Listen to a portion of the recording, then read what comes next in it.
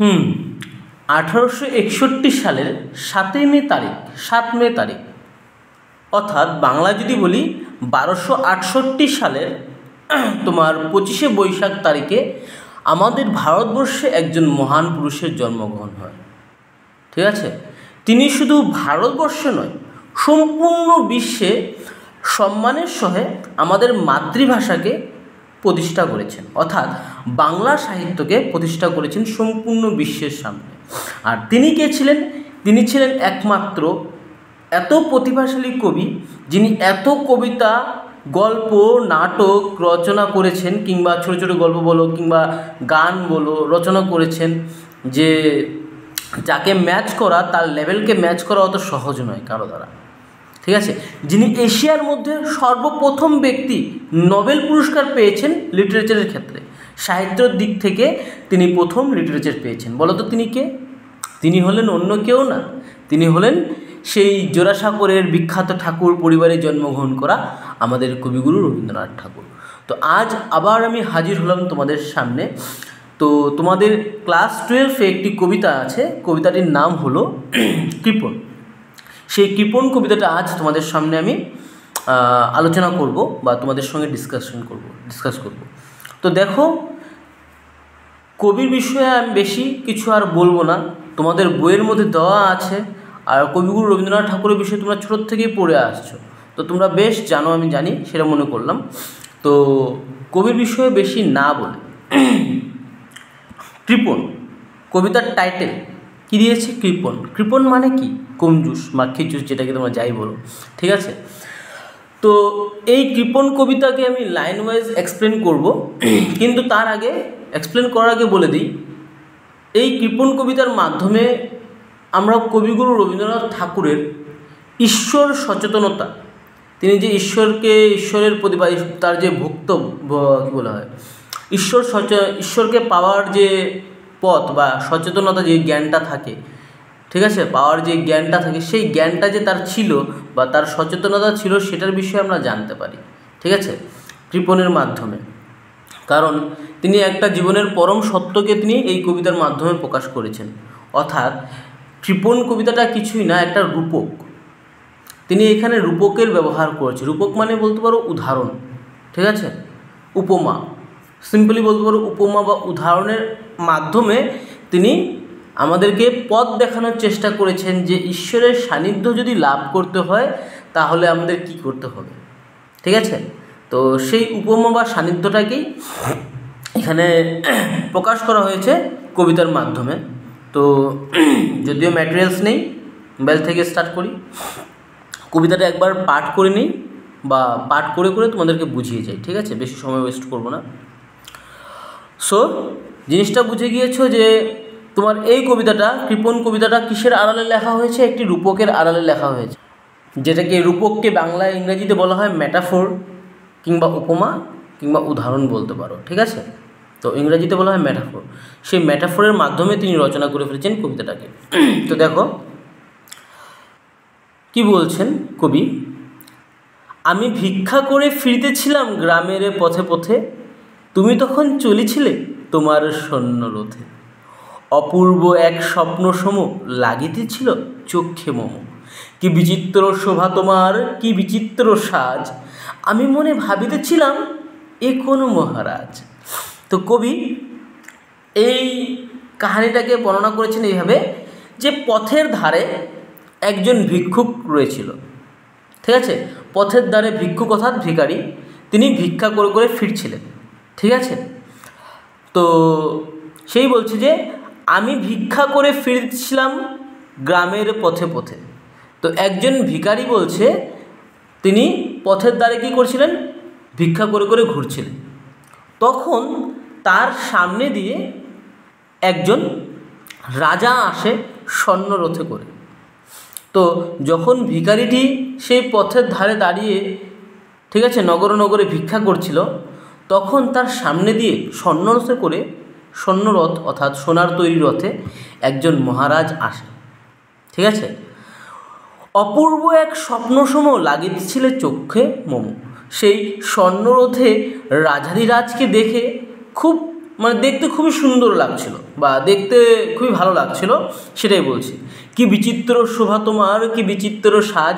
এখন যদি রাজার কথা বলা হয়, রাজা আরও স্বর্ণরথে আসছে, নিশ্চয়ই তার সাজ পোশাক তো খুবই সুন্দর হবে, খুবই অপূর্ব হবে, দেখতেও ভালো লাগবে, না অতুলনীয় হবে, এরকম বলছে।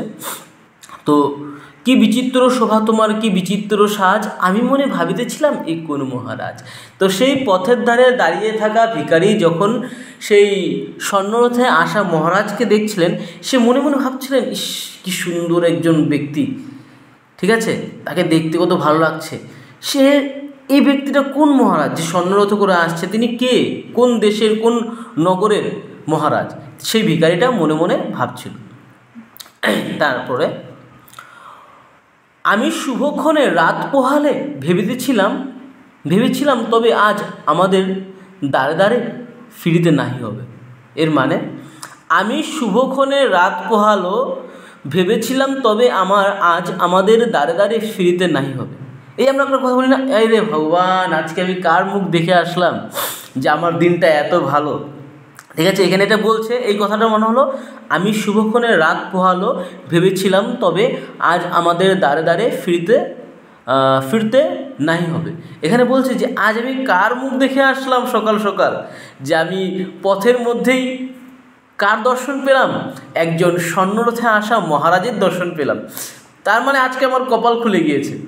ভিখারিদের কাম কি, ভিক্ষুকদের কাম হলো কি, কোনো পরিশ্রম না করে, ভিখারি করে তোমার পরিশ্রম না করে অন্যের থেকে জিনিসগুলোকে চাওয়া, তাই তো, এটাই তো করে। তো তখন যদি কোনো রাজা মহারাজ সামনে এসে যায়, ঠিক আছে, তার থেকে অফকোর্স রাজা মহারাজ মানে কি, যার থেকে প্রচুর ধন সম্পদ তুমি পাবে, একটা মাইন্ডে ফিট সেট হয় না, মাইন্ডসেটটা ক্রিয়েট হয়ে যায় যে যেহেতু রাজা আসছে তিনি আমাদেরকে প্রচুর ধন সম্পদ দেবে। তো সেই ঠিক ভিখারিরও এখানে ধারণা হয়েছে যে রাজা যেহেতু আসছে, তার মানে আমি কার মুখ দেখে আসতাম, আজকে আমার দিনটা খুব ভালো, আর এই খুবই ভালো, তাই রাজার দর্শন হলো, আর আজ আমি প্রচুর ধন সম্পদ পাবো, ঠিক আছে। দেন তিনি বলছেন, দেখো, বাহির হতে নাহি হতে কাহার দেখা পেলেম পথে, চলিতে রথ ধন্য ধান্য ছড়াইবে দুই ধারে, মুঠা মুঠা কুড়িয়ে নেব ভারে ভারে। তো এখানে দেখো তিনি বলছেন যে আজকে আমার দিনটা এতই ভালো, আমি কার মুখ দেখে বেরোলাম সকাল সকাল। বেরোনোর সঙ্গে সঙ্গে, অর্থাৎ ভিক্ষা করার জন্য বের হওয়ার সাথে সাথে আমি কার দর্শন পেলাম এমন একজন ব্যক্তি যার থেকে আজকে আমি প্রচুর ধন সম্পদ প্রাপ্ত হব। অর্থাৎ তিনি বলছেন, চলিত রথে, রাজা যেহেতু আসছে তার রথে, সোনার রথে করে করে, তো রাজা কি করবে, তার দুই হাতে কি করবে, ধন ধান্য, মণিমুক্তা সোনা সম্পদ যত যে আছে, ঠিক আছে, সেগুলো তিনি ভিক্ষুকদের জন্য বা তার প্রজাদের জন্য ছড়িয়ে দেবেন। আর সেই ধন্য ধান্য কি করবে, সে ভিখারিটা কুড়িয়ে দুই হাত দিয়ে নেবে। সেই কথাটা এখানে বলেছে যে চলিতে রথ ধন্য ধান্য ছড়াবে দুই ধারে, অর্থাৎ রাজা দুই দিকেই, ঠিক আছে, তার প্রজাদের জন্য টাকা পয়সা সম্পদ যত আছে, সোনা মণিমুক্তা যত আছে, সেগুলো দান করবেন। আর সেই ভিক্ষুক ব্যক্তি কী করবে, মুঠা মুঠা কুড়িয়ে নেবে। অর্থাৎ তার কল্পনা, রাজাধিরাজকে দেখেছে, সামনে দিয়ে আসছে, দেখার সঙ্গে সঙ্গে তার মাইন্ডে কল্পনা ক্রিয়েট হয়ে গিয়েছে যে সেই রাজাধিরাজ অর্থাৎ মহারাজ কি করবে, তার দুই হাত দিয়ে পথের দুই ধারে তার প্রজাদের জন্য সোনা মণিমুক্তা টাকা পয়সা সব ছড়িয়ে দেবে। আর সেই ভিক্ষুক কী করবেন, আপন খুশিতে, ঠিক আছে, সেই ভিক্ষার দানগুলোকে কুড়িয়ে নেবেন। আর তার যে ভিখারির তার যে অভাবটা আছে, সেই অভাবটা পূরণ হবে, সেটা মনে মনে সে কল্পনা করছে, ঠিক আছে। দেন দেখি সহসা রথ থেমে গেল আমার কাছে এসে, আমার মুখ পানে চেয়ে নামলে তুমি হেসে। তো ভিখারি সেই ভিক্ষুকটি যখন এইসব বিষয়ে কল্পনা করছে যে রাজা স্বর্ণরথে করে দুই ধারে মণিমুক্তা ছড়িয়ে দেবে, ঠিক আছে, আর সেই মণিমুক্তা সে আপন মনে খুশিতে কুড়িয়ে নেবে, এই কথা যখন সে পথের ধারে দাঁড়িয়ে ভাবছিল, তখনই তার সামনে এসে, কারণ সামনের দিক থেকে রথটা আসছিল, তো সেই রথটা সামনে এসে তার থামে, ঠিক আছে। তো সেটাই বলছে, সহসা রথ থেমে গেল আমার কাছে এসে, আমার মুখ পানে চেয়ে নামলে তুমি হেসে। আর তিনি বলছেন যে ভিক্ষুকটা বলছেন যে তার মুখের দিকে তাকিয়ে রাজাধিরাজ যেন একটু হেসে, ঠিক আছে, মুখে হাসি রেখে তার সেই শূন্যরথ থেকে নেমে আসলো, স্বর্ণরথ থেকে নামা আসলো। এখন নামার পরে কি হলো, দেখে মুখের প্রসন্নতা জুড়িয়ে গেল সকল ব্যথা, হেনকালে কিসের লাগি তুমি অকস্মাৎ আমায় কিছু দাও গো বলে বাড়িয়ে দিলে হাত। আমি কিন্তু কাহানির মেন থিমে এখনও যাইনি, তোমাদের জাস্ট লাইন ওয়াইজ মিনিংগুলো বোঝাচ্ছি। মেন থিমটা আমি তোমাদেরকে পরে বোঝাবো, তোমরা ভিডিওটা শেষ পর্যন্ত দেখো, তোমাদের নিশ্চয়ই অ্যান্সার লেখার ক্ষেত্রে, কবিতাটা বোঝার ক্ষেত্রে একদম হেল্প হয়ে যাবে, ঠিক আছে। তো দেখো কী বলছে, সো রাজা সেই স্বর্ণরথ থেকে নামলো, সেই ভিখারির মুখের দিকে চেয়ে হেসে হেসে, ঠিক আছে, দেখে মুখের প্রসন্নতা জুড়িয়ে গেল সকল ব্যথা। সেই রাজার মুখে প্রসন্নতা দেখে যে রাজা এত খুশি হয়ে তার দিকে নামছে, তো সেই ভিক্ষুক ভাবলো যে আজকে তো আমার জীবনে যত অভাব আছে, অর্থাৎ এখন একজন রাজা যদি একজন ভিক্ষুকের কাছে আসে তো প্রসন্নতার সঙ্গে হেসে, তো নিশ্চয়ই তার কি মনে হবে যে তার জীবনের যত অভাব আছে যেন সেই সব অভাব দূর হয়ে যাবে। আর এদিকে সেই ভিক্ষুক অলরেডি মাইন্ডে ভাবছিল যে রাজা যত ধন সম্পদ ছড়াবে তিনি কুড়িয়ে কুড়িয়ে নেবেন। তো সেটাই বলছে, সেটাই এখানে বলা হয়েছে যে দেখে মুখের প্রসন্নতা জুড়িয়ে গেল সকল ব্যথা। রাজার সেই সুন্দর মুখটি দেখে, ঠিক আছে, অর্থাৎ রাজা তার কাছে আসছে, আসার সঙ্গে সঙ্গে তার জীবনের যত দুঃখ কষ্ট আছে, অর্থাৎ তার লাইফে যত অভাব আছে, অভাব অনটন আছে, সেগুলো যেন দূর হয়ে যাবে সেই কথা ভেবে তার মনের যত দুঃখ ব্যথা ছিল, দুঃখ কষ্ট বা ব্যথা ছিল, তিনি সব যেন ভুলে গেল। তারপরে কি হলো, হেনকালে কিসের লাগি তুমি অকস্মাৎ আমায় কিছু দাও গো বলে বাড়িয়ে দিলে হাত। মানে তো এখানে লাইনটা বলেছি দেখো, হেনকালে কিসের লাগি তুমি অকস্মাৎ। হেনকাল মানে কি, এই সময়ে কিসের জন্য, কেন তুমি এইখানে হঠাৎ উপস্থিত, ঠিক আছে, সেই কথাটা বলছে, আমায় কিছু দাও গো বলে বাড়িয়ে দিলে হাত। তো রাজা সেই ভিক্ষুকের কাছে আসলো, আসার পর তোমার ভিক্ষুক তো ভাবছিল রাজার থেকে সে কিছু পাবে, কিন্তু এখানে কেসটা কিছু উল্টা হয়ে গেল। এখানে উল্টা রাজা স্বর্ণরথ থেকে নেমে এসে হঠাৎ তার কাছে দুই হাত বাড়িয়ে দিল, আমায় কিছু দাও। তো রাজা ভিক্ষুকের কাছে উল্টা চাইছে, এমন কি হয় নাকি? হ্যাঁ, ভিক্ষুক ভাবছে রাজার থেকে, রাজাধিরাজ থেকে সে কিছু পাবে, কিন্তু এখানে উল্টা হয়ে গেল, রাজার স্বয়ং ভিক্ষুকের কাছে হাত পেতে, দুই হাত পেতে চাইল যে আমায় কিছু দাও গো। অ্যাকচুয়ালি এইখানে যদি আমি কথাটা বলি, এখানে যে স্বর্ণরথে রাজাধিরাজ আসছেন, এই রাজাধিরাজ আর অন্য কেউ না, রূপকের ব্যবহার করেছেন, বললাম না, রূপকের ব্যবহার করেছেন। এই স্বর্ণরথে আসা রাজাধিরাজ হলেন স্বয়ং ঈশ্বর, অর্থাৎ ভগবান, ঠিক আছে। এখানে কবি সেই রাজাধিরাজ বলতে কার কথা বলা হয়েছে, রাজাধিরাজ বলতে ঈশ্বরের কথা বুঝিয়েছেন, ঠিক আছে, স্বয়ং ভগবানকে বুঝিয়েছেন। আর ভিক্ষুকের কথা যদি বলি, ভিক্ষুকের কথা বলতে আমরা সাধারণ মানুষ যারা আছে তাদের কথা বুঝিয়েছেন। তার জন্য এটা বলছে রূপকের মাধ্যমে, উপমার মাধ্যমে, উপমা বুঝো তো উপমার মাধ্যমে কবিতাটা লিখেছেন, এটাই এখানে উপমা ব্যবহার করেছেন। দ্যাট ইজ রাজাধিরাজ অর্থাৎ ঈশ্বর স্বয়ং স্বর্ণরথে এসেছেন কার কাছে, মানুষের নিকট ভিক্ষা করতে, ঠিক আছে। তো ভিক্ষুক এখানে কে, মানুষ, আর সেই রাজাধিরাজ বলতে গেলে কাকে বোঝানো হয়েছে, ঈশ্বরকে বোঝানো হয়েছে। তো এটার মিনিংটা আমি পরে বলবো, ডিটেলস যেটা হলো সারমর্ম থাকে। নাও, মরি একই কথা রাজাধিরাজ আমায় দাও গো কিছু, শুনে ক্ষণকালের তরে রইনু মাথা নিচু। ভিখারিটাও, সেই ভিক্ষুক ব্যক্তিটা পুরো অবাক, এ কী ব্যাপার, আমি ভাবছিলাম আমি রাজার থেকে ভিক্ষা নেব, এখানে দেখি সম্পূর্ণ আলাদা, রাজা উল্টা এসে আমার কাছে দুই হাত পেতে চাচ্ছে যে কিছু দাও গো। তো ভিখারি এর জন্য এই জিনিসটা যে উল্টা হয়ে গেল, উল্টা হওয়াতে সম্পূর্ণ অবাক হয়ে যায়, ঠিক আছে। তো তখন এখন রাজা একজন আসে, একজন ভিখারি, তো সে মাথা নিচা করে কিছুক্ষণের জন্য মনে মনে রইল, ঠিক আছে। তো এখানে বলছে দেখো, শুনে ক্ষণকালের তরে রইনু মাথা নিচু। শোনার পরে সেই কথাটা যে রাজা তার কাছে ভিক্ষা চাইছে, এই কথাটি শুনে সে কী করলো, ক্ষণকালের জন্য কিছু সময়ের জন্য তার মাথা নিচে করে রাখলো। দেন, তোমার কি বা অভাব আছে ভিখারি ভিক্ষুকের কাছে, এই কেবল কৌতুকের বশে আমায় প্রবঞ্চনা, ঝুলি হতে দিলেম তুলে একটি ছোট্ট কোণা। তো এখানে যখন সে মাথা নিচু করে রয়েছে তখন ভিক্ষুক ভাবছে মনে মনে, ভাই তোর কিসের অভাব আছে রে, তোমার কিসের অভাব আছে, তুমি একজন রাজা, তোমার তো কোনো অভাব থাকার কথা না, তোমার আবার কিসের অভাব আছে, এই কথাটা ভাবছে। দ্যাট ইজ, তোমার কিবা অভাব আছে ভিখারি ভিক্ষুকের কাছে, একে বলো কৌতুকের বসে আমায় প্রবঞ্চনা।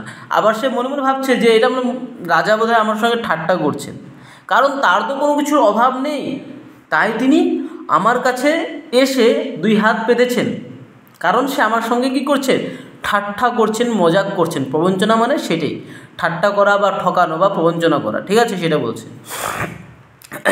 তারপর সেই ভিখারির ঝোলা যেটা ছিল, সেই ঝোলার থেকে কি করলো, সে তার যেটা ভিক্ষা লব্ধ ছিল, অর্থাৎ তিনি যেই ভিক্ষা করে যা পেয়েছিলেন, ঠিক আছে, তার থেকে তিনি কি করলেন, একটি, ঠিক আছে, কি বলছেন, ঝুলিও তো দিলেন একটি ছোট্ট কোণা, ধরে নাও চালের কোণা বা যেই কোণা হোক, সে যে জিনিসটা ভিক্ষা করেছিল সেই ভিক্ষার থেকে একটা ছোট্ট চালের কোণা এনে রাজার হাতে দিয়ে দিল, ঠিক আছে। এরপরে যবে পাত্রখানি ঘরে এনে উজাড় করি, একই ভিক্ষা মাঝে একটি ছোট্ট সোনার কোণা দেখি।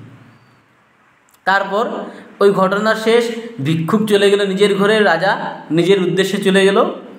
তারপর যখন সেই ভিক্ষুক ঘরে আসলো, ঘরে আসার পরে তিনি তার ভিক্ষা অন্ন যেটা ছিল, ভিক্ষার যে ব্যাগটা ছিল, ঝুলিটা যখন খুলে ফেললো ঘরে এসে, বা ছড়িয়ে দিল কোনো জায়গার মধ্যে কি কি পেয়েছে দেখার জন্য, তখন দেখে কি সেই চালের মধ্যে, ঠিক আছে, ভিক্ষার যে অন্ন ছিল, সেই ভিক্ষার অন্নের মধ্যে দেখে একটা সোনার ছোট্ট কোণা রয়েছে। আর যখন সেই জিনিসটা দেখলো, দিলেম যা রাজ ভিখারিরে স্বর্ণ হয়ে এলো ফিরে, তখন কাঁদি চোখের জলে দুটি নয়ন ভরে, তোমায় কেন দেইনি, তোমায় কেন দিইনি আমার সকল শূন্য করে। তো তখন যখন সে ঘরে আসলো, ঘরে আসার পর সেই ভিক্ষা অন্নটাকে তার ঝোলার থেকে বের করে রাখলো, তখন দেখলো সেখানে একটা সোনার কোণা রয়েছে। আর সেই সোনার কোণা দেখার সঙ্গে সঙ্গে সে বুঝে গেল যে যেই ব্যক্তির সঙ্গে তার পথে দেখা হয়েছিল, অর্থাৎ যিনি রাজাধিরাজের বেশ ধারণ করে এসেছিল, তিনি অন্য কেউ ছিল না, তিনি ছিলেন স্বয়ং ঈশ্বর।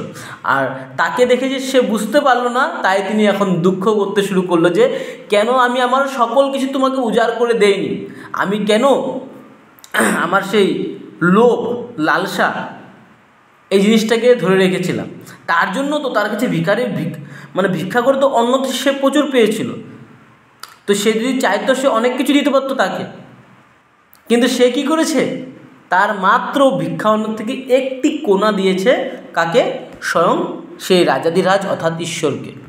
তাই অবশেষে সে যখন বুঝতে পারলো যে সেই রাজাধিরাজ অন্য কেউ না, ঈশ্বর ছিলেন, তখন সে দুঃখ প্রকাশ করে যে আমি কি ভুলটা করলাম, আমি কেন বুঝতে পারলাম না, আমি কেন আমার সকল কিছু তোমাকে উজাড় করে দিলাম না।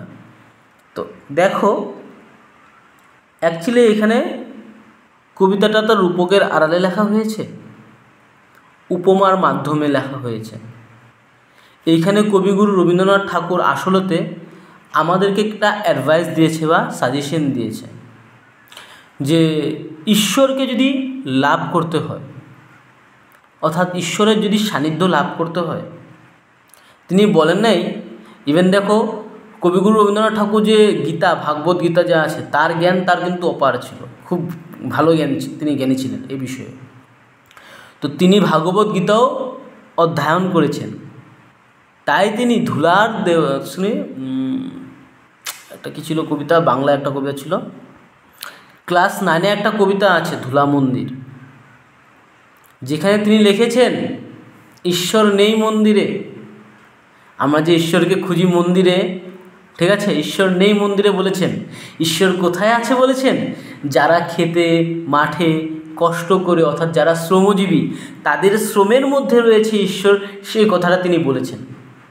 তিনি বলছেন কর্মযোগে ঘর্ম ঝরাও, অর্থাৎ ঈশ্বরকে প্রাপ্তি করার জন্য নিজের কর্ম করে যাও, তিনি এই কথাটি বলেছেন। আমরা কিন্তু সাধারণ মানুষরা যদি কথা বলি, আমরা সব সময় কিন্তু আমাদের নিজের লাইফকে নিয়ে ব্যস্ত। আমাদের ভিতরে সেই মোহ মায়া, ঠিক আছে, লোভ লালসা, এগুলো জিনিস সবসময় আমাদের মধ্যে বিরাজমান। এগুলো জিনিসকে আমরা কখনো ত্যাগ করতে পারি না। অর্থাৎ আমরা ভাবি যে সুখ দুঃখ সেটাই যেন আমাদের জীবন। আমরা সবসময় সুখ সুখ করে কান্দি, দুঃখ, আমাদের জীবনে দুঃখ আছে, দুঃখ দুঃখ করে কান্দি, ঠিক আছে, চিরকালের বন্ধনের কথা ভাবি। আমার নিজেদেরকে কি করেছি, এই মায়ার বন্ধনে জড়িয়ে রেখেছি। আর সবসময় ভাবি কি যে আমরা ঈশ্বরকে পূজা করলেই, ফুল চন্দন দিয়ে ঈশ্বরকে পূজা করলে আমরা দেবতা পেয়ে যাব, অর্থাৎ ঈশ্বরের সান্নিধ্য লাভ করব। কিন্তু এটা তো একটা ভুল কনসেপ্ট। কবিগুরু রবীন্দ্রনাথ ঠাকুর সেই কথাটি এখানে বোঝানোর চেষ্টা করেছেন। এটা একটা ভুল কনসেপ্ট যে তুমি দিন রাত্র যদি পূজা অর্চনা করো, তার নাম জপ করো, তাহলে তুমি ঈশ্বরের সান্নিধ্য লাভ করবে। এটা একটা ভুল কনসেপ্ট। কারণ তিনি নিজে বলেছেন কর্মযোগে ঘর্ম ঝরাও, অর্থাৎ ঈশ্বরকে পেতে হলে তুমি তোমার কর্ম করে চলে যাও, অর্থাৎ ভালো কর্ম। ইভেন ভগবদ্গীতার মধ্যে এই কথাটি বলা হয়েছে যে ঈশ্বরের সান্নিধ্য লাভ করতে হলে, স্বয়ং কৃষ্ণকে বলছে, যদি কৃষ্ণকে যদি তোমার লাভ করতে হয়, তুমি তোমার কর্ম করে যাও, কিন্তু ফলের আশা করবা না। গীতার মধ্যে এই কথাটা বলা হয়েছে, তুমি তোমার কর্মফলটাকে তুমি কাকে অর্পণ করো? স্বয়ং ভগবানকে অর্পণ করো। ফলের আশা করতে মানা করা হয়েছে, তুমি কর্ম করে যাও। তো এখানে এই কথাটাই বোঝানোর চেষ্টা হয়েছে যে জাগতিক সুখ দুঃখ যদি আমরা বলি, আমরা সবসময় লোভ লালসা মোহ মায়া এইসব জিনিস নিয়েই কি থাকি, ব্যস্ত থাকি। এই জিনিসটা তো অ্যাকচুয়ালি তোমার ঈশ্বরের সান্নিধ্য লাভ করার আসল উপায় না।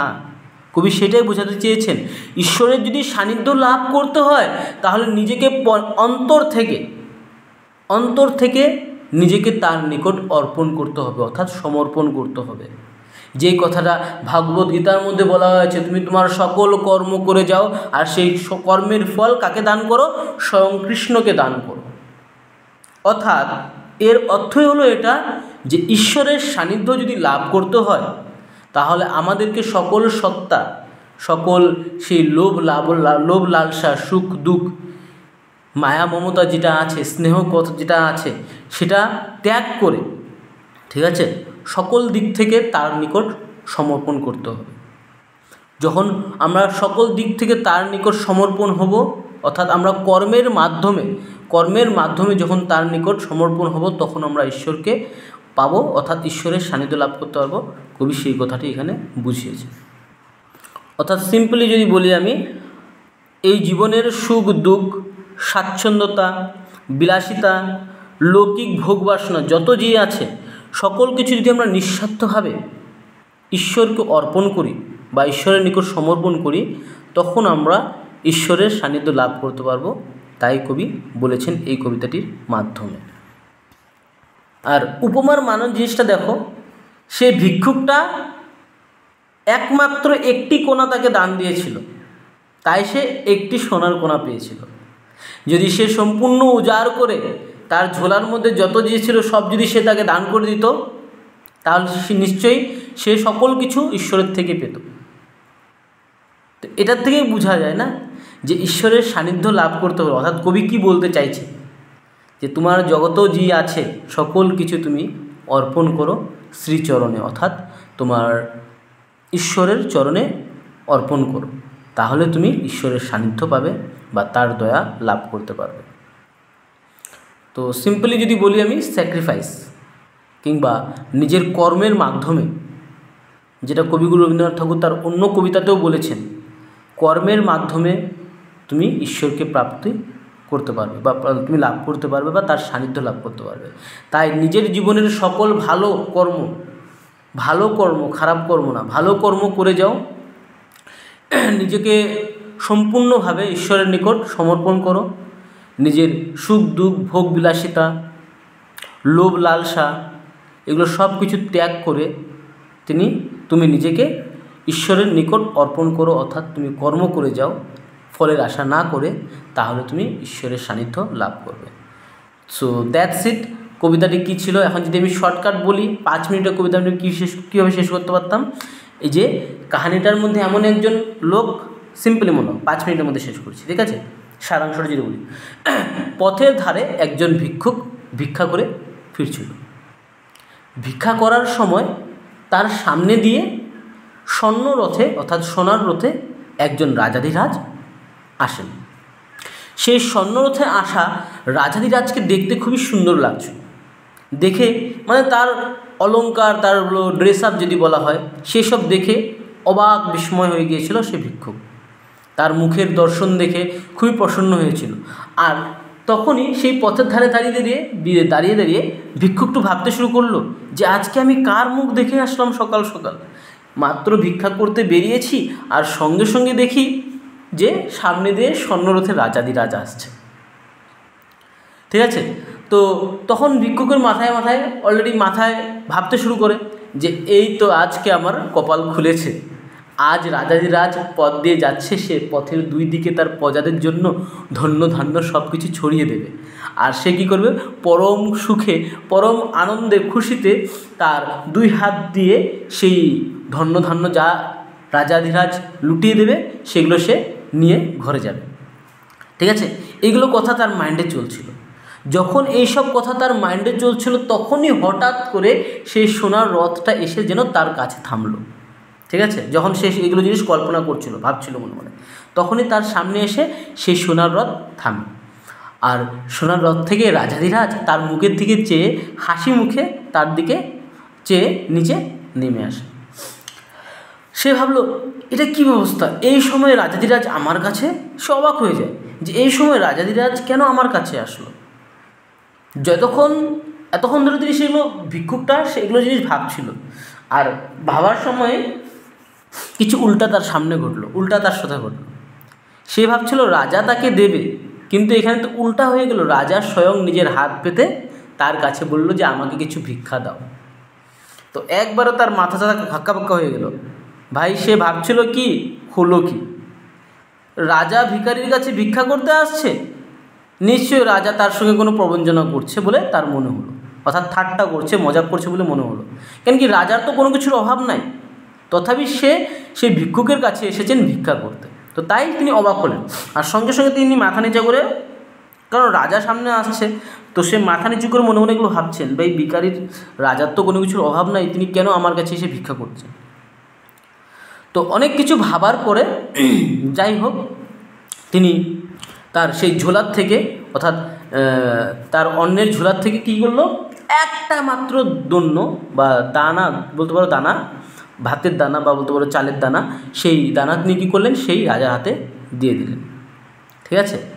তো এরপরে ভিখারি যখন ঘরে এসে যায়, রাজা চলে গেল নিজের উদ্দেশ্যে, অর্থাৎ যেটা বলছি আমি তোমাদেরকে বুঝিয়েছি। তখন ভিখারি যখন ঘরে এসে তার যে ভিক্ষা নেওয়ার যে ঝুলিটা ছিল, সেই ঝুলির থেকে সব চাল ডাল যা যা পেয়েছে সেটাকে যখন মাটিতে নামায় বা বের করে, তখন তিনি সেখানে দেখেন কি একটা ছোট্ট সোনার দানা বা কণা রয়েছে। অর্থাৎ যেই কণাটা তিনি ভিখারিকে, রাজারূপে আসা ভিখারিকে দান করেছিলেন, ঠিক আছে, সেটা যেন তার কাছে রিটার্ন এসেছে একটা সোনার কণা আসে। তো এইভাবে আমি যদি চাইতাম কবিতাটাকে 5 মিনিটে শেষ করতে পারতাম, ঠিক আছে। বাট আমার মেন পারপাস তোমাদেরকে ইন ডেপথ আন্ডারস্ট্যান্ডিং প্রোভাইড করা। তো আই হোপ তোমরা কবিতাটা পুরো ডিটেলসে বুঝে গিয়েছো, কোথাও তোমাদের আর ডাউট নাই। আর যদি ডাউট থাকে তোমরা কাইন্ডলি কমেন্ট বক্সে মেনশন করবে কোথায় ডাউট আছে। আর যদি ভিডিওটা ভালো লেগে থাকে তাহলে নিশ্চয়ই আমি বলবো তোমাদেরকে এই ভিডিওটাকে স্প্রেড করো। তোমাদের যত বন্ধুবান্ধব আছে যাদের বাংলার প্রয়োজন আছে, বাংলা ভিডিও এবং এক্সপ্লেনেশনের প্রয়োজন আছে, তাদের সঙ্গে শেয়ার করো, যাতে তারা দেখেও এই ভিডিওটাকে দেখে উপকার হতে পারে, তাদেরও যাতে উপকার কিছু হয়। আমি সেটার জন্য তোমাদেরকে রিকোয়েস্ট করব এই ভিডিওটা তোমরা তাদের সঙ্গে শেয়ার করে দিও, বা এই চ্যানেলটাকে তাদের সঙ্গে শেয়ার করে দিও।